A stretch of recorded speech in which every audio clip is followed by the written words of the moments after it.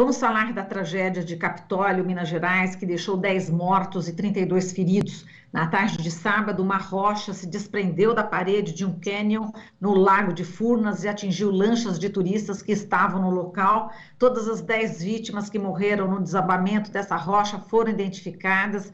Elas estavam nessa mesma lancha, eram parentes ou se conheciam. Eu vou dizer aqui os nomes dessas pessoas. O Júlio Borges Antunes, de 68 anos, de Alpinópolis, Minas Gerais. Camila Silva Machado, de 18 anos, de Paulínia, São Paulo. Maicon Douglas de Oste, de 24 anos, de Campinas, São Paulo. Sebastião Teixeira da Silva, de 64 anos, de Anhumas, São Paulo. Marlene Augusta Teixeira da Silva, de 57 anos, de Itaú de Minas, Minas Gerais. Giovanni Gabriel Oliveira da Silva, de 14 anos, de Alfenas, Minas Gerais. Giovanni Teixeira da Silva, de 38 anos, de Itaú de Minas, também de Minas. Tiago Teixeira da Silva Nascimento, de 35 anos, de Passos, Minas Gerais. Rodrigo Alves dos Anjos, de 40 anos, da cidade mineira também de Betim. E Carmen Pinheiro da Silva, de 43 anos, de Cajamar, de São Paulo. A gente vai repercutir essa tragédia com o nosso colunista, o Wagner Ribeiro, professor do Departamento de Geografia da USP e do Programa de Pós-Graduação em Ciência Ambiental. Oi, Wagner, seja bem-vindo, bom retorno das férias. Infelizmente, nem dá para falar muito, né? Feliz 2022, mas de qualquer forma a gente torce para que esse ano seja bem melhor, mas já começando aí com uma tragédia. Wagner, bom dia. Bom dia, Marilu, bom dia quem nos acompanha. Enfim, apesar da conjuntura, espero que a gente tenha muita energia e saúde para enfrentar os desafios de 2022 que já começaram, né? Esse episódio, ele é lamentável, é uma catástrofe, né? Eu diria que é mais uma catástrofe anunciada, infelizmente, porque poderia ser evitado, não o descolamento, né, dessa rocha, mas, sem dúvida, as 10 mortes. Isso eu tenho total clareza, Marilu. Por quê? Porque nós estamos falando de um processo que é natural. O descolamento da rocha vai ocorrerão outros, né? Mas o que nós não temos ali naquela região, que inclusive é uma região belíssima, é preciso ressaltar isso também, é muito importante que, passado esse momento mais difícil, né, que as pessoas retomem a atividade lá, fundamentalmente porque é sempre uma oportunidade também, Marilu, de ter contato com a natureza, e aí que começam as questões, né? De ter mais informações sobre os processos que estão ali, entre aspas, paralisados, só que não, né? Na verdade, nós temos sempre aquilo que na geomorfologia vários colegas pregam a expressão, um equilíbrio dinâmico, né, onde aparentemente está tudo parado, tudo inerte, só que não, você tem ali processos ocorrendo.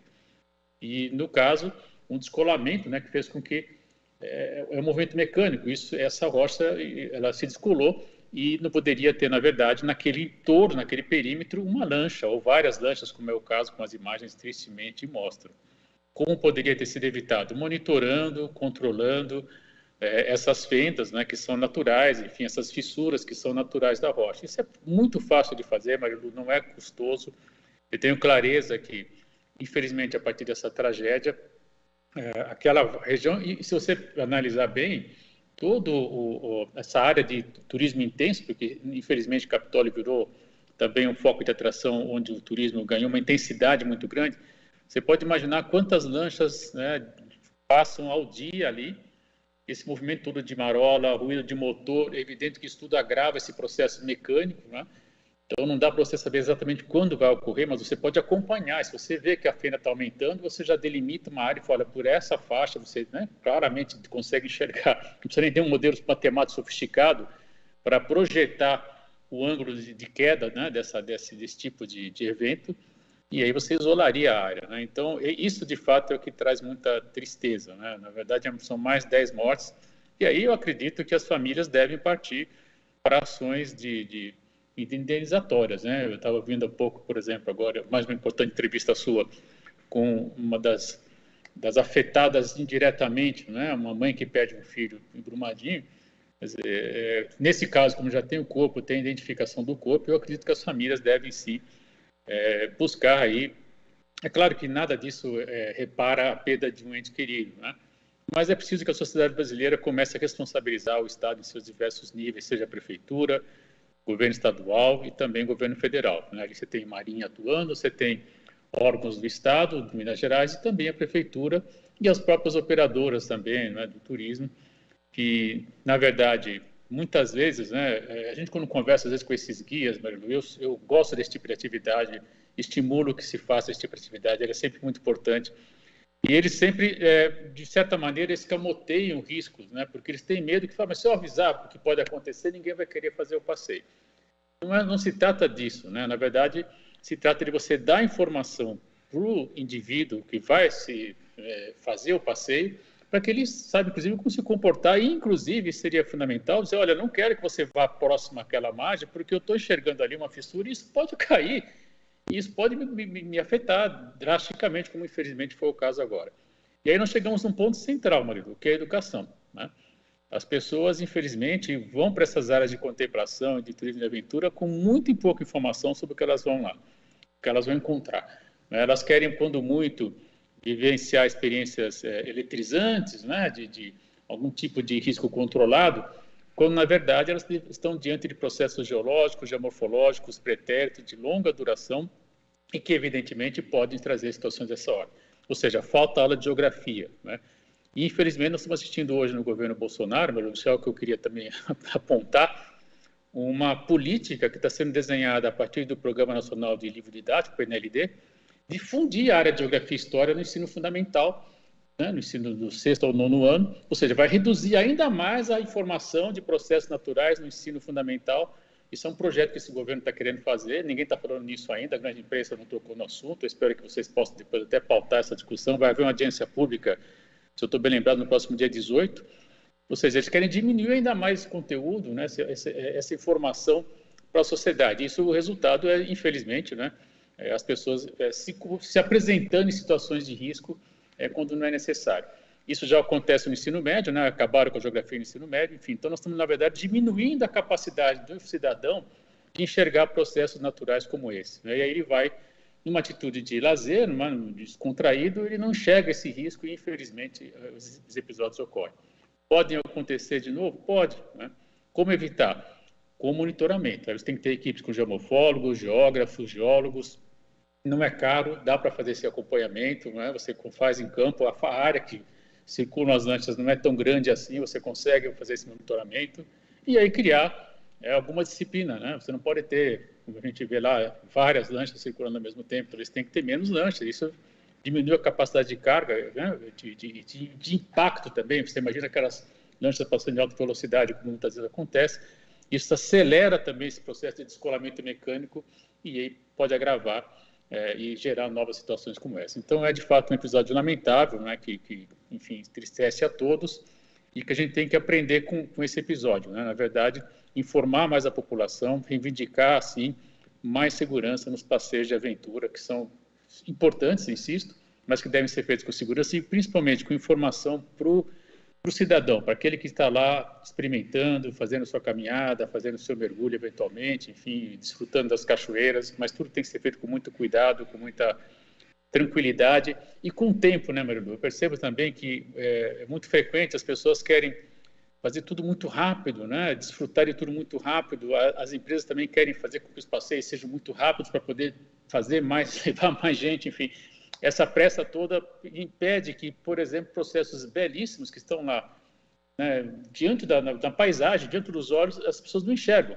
Então, enxergar uma fenda de uma rocha, enxergar uma fissura, né, é também um processo muito importante. É um processo que você incorpora e você nunca mais vai esquecer. Eu me lembro muito bem quando eu fazia campo, ainda como aluno com o Jurandir Rosa, enfim, os grandes mestres da geografia, a própria Lilian Poltrinari, e outros. Aziz Absabe, eu não tive o prazer de fazer campo junto, mas conversei com ele algumas vezes, e eles falam algo, eles nos deixam parado, fica olhando para a paisagem, né? E quando você para e começa a observar com calma, é muito enriquecedor. Você começa a enxergar cores distintas, você começa a enxergar o tempo presente da natureza nesses processos naturais. Isso é extraordinário.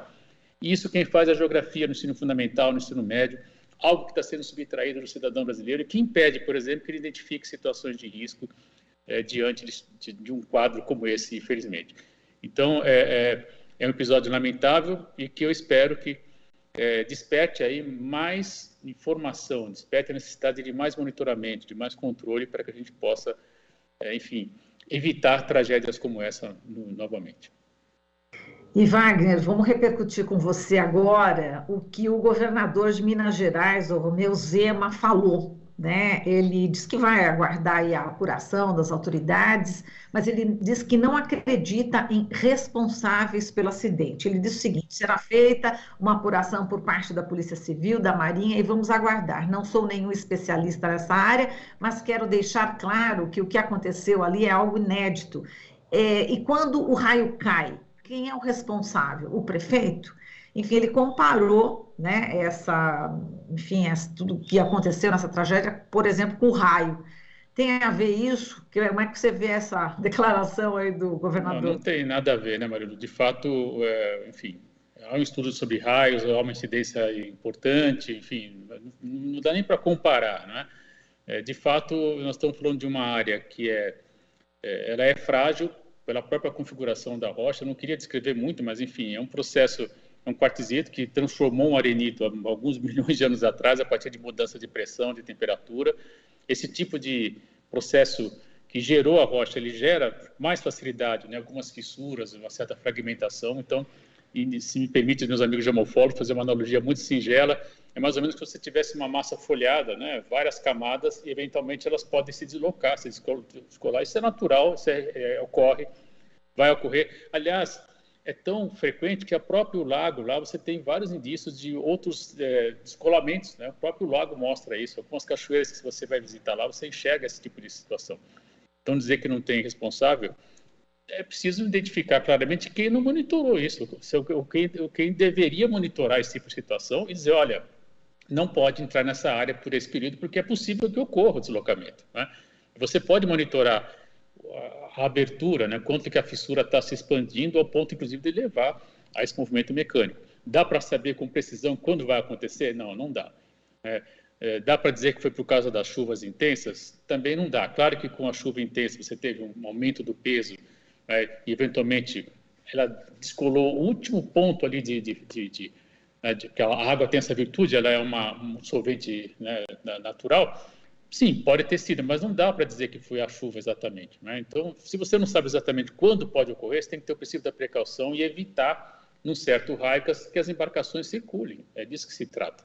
Então, é preciso, sim, né, e é possível identificar outros pontos de ruptura em toda a faixa do lago, pelo menos nessa faixa na qual é praticado o turismo, né? Para que você evite esse tipo de situação. Então, dá para responsabilizar, sim, né? Eu diria que a Furnas tem responsabilidade, o próprio prefeito, o governo do estado, enfim, é preciso, sim, assumir. É mais fácil assumir, né? E cometer um engano e, ao mesmo tempo, se prevenir para que outros erros não surjam, né? Quando ele fala isso, ele está, na verdade, já querendo mostrar que vai se opor a qualquer tipo de ação indenizatória pelas famílias, né? E eu diria que tem que ser justamente o contrário. As famílias têm que prontamente acionar, sim, os responsáveis que não monitoraram, colocaram em risco a população. Até o Ministério Público poderia entrar nessa, né? Porque você tem ali um volume de pessoas tão grande e eles estão lá operando há alguns anos, né, em situação de risco. E se leva à situação de risco, o Ministério Público, inclusive, poderia ter uma atuação mais direta também. Então, a fala dele me parece absolutamente descabida, né? Não é nem uma fala de acolhimento, né? É assustador, do meu ponto de vista. Exato. E Wagner falou do Ministério Público, né? A Procuradoria do Ministério Público Federal em Passos diz que instaurou, enfim, o procedimento para apurar as causas desse deslocamento de rocha. E a gente teve também um alerta da Defesa Civil de Minas Gerais, que ele emitiu um alerta de chuvas intensas para o município de Capitólio. Não especificamente a queda, enfim, o rompimento dessa rocha, mas um alerta de chuvas também não foi levado em conta. E a gente tem um dado, Wagner, que foi, inclusive, um alerta feito pela uma colega sua aqui, a Joana Paula Sanches, professora de mapeamento geológico da Universidade Federal de Goiás, que ela diz o seguinte: existe no Brasil apenas uma lei de risco geológico em área urbana. Então, os municípios são obrigados a fazer inventários ou avaliações técnicas geológicas de risco em área urbana. Em área turística não existe essa lei. Portanto, é importantíssimo também fazer com que haja uma legislação nesse sentido, né, Wagner? Não há dúvida, Maria, nós precisamos avançar nessa perspectiva, não é? Isso é do interesse, inclusive, de quem tem na atividade turística algo importante. A gente sabe que para aquela região o turismo é uma atividade importante, né? Vai ser afetado por um momento, vai ser afetado, mas é preciso recuperar essa atividade também, mantê-la. Ninguém está dizendo que não se deve mais circular de lancha no lago. O lago é belíssimo, a região é belíssima, dá para ensinar muita geografia, muita história, muita geologia. Então é preciso aproveitar esses vestígios naturais que estão lá, belíssimos, mas fazer com segurança. E para fazer com segurança é preciso ter um monitoramento, né? Se nós precisarmos fazer uma lei, até aprovar essa lei, não vai dar tempo de fazer esse monitoramento. Então é preciso fazer já uma reunião, né, entre esses agentes envolvidos, Furnas, os atores do turismo, os prefeitos da região, o próprio Ministério Público, o governo do Estado, o governo federal, e propor, não é caro, Marilu, você fazer esse acompanhamento em campo, não é difícil. Você pode fazer um sobrevoo, identificar as principais áreas, depois você desce com uma equipe lá e começa a monitorar quanto que vai expandir essa fenda. É uma coisa que não é caro, isso que é mais assustador, né? Por que não se faz? Bom, enfim, é uma outra questão, né? Agora, não pode deixar de fazer depois de uma ocorrência como essa, né? O Capitólio, inclusive, teve um episódio bastante triste também, que foi a morte de alguns turistas alguns anos atrás a partir de aí sim, cabeça d'água, né, que é quando chove muito intensamente na cabeceira, e a água depois acabou, infelizmente, não lembro exatamente quantas pessoas, mas vitimando algumas pessoas. Eles aprenderam muito com isso, tem todo um sistema de monitoramento eficiente, e eles são muito rígidos, né? Eu conversei com algumas pessoas que enfim, vivem do turismo, e falaram, não, quando está chovendo a gente para tudo, não deixa ninguém subir na cachoeira. Ótimo, é um aprendizado, né? Então agora é preciso dar um salto além também e começar a monitorar toda essa faixa dos belíssimos cânions que estão ali nessa área, né? Enfim, aconteceu o episódio, é lamentável, é preciso caminhar fortemente para que não ocorram outros, né? Insisto, não ocorram mortes, porque o descolamento vai continuar ocorrendo, isso é um processo natural, com ou sem chuva isso vai ocorrer pelo próprio tipo de rocha, de formação rochosa que a gente tem lá. Excelente, Wagner, muitíssimo obrigada aqui, toda a sua explicação. Um abraço também para a Petra, né, que já está se manifestando. Começou agora. Que bom que já também se manifestou só no finalzinho, né?